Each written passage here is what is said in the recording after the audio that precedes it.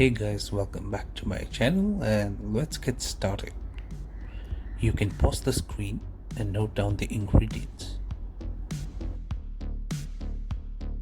So here I have 5 liters of water and it takes around 15 minutes to boil. Once your spaghetti is in the water, let it rest for around 10 to 12 minutes. We'll take some water from the pasta for later use. Once the spaghetti is done, make sure to strain it out. Do not run your spaghetti under cold water.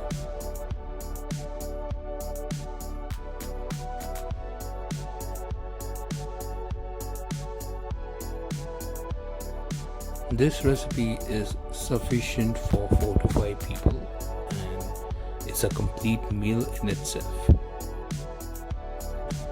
I have added extra garlic powder for that extra flavor to dry pasta like Aglio E Oglio.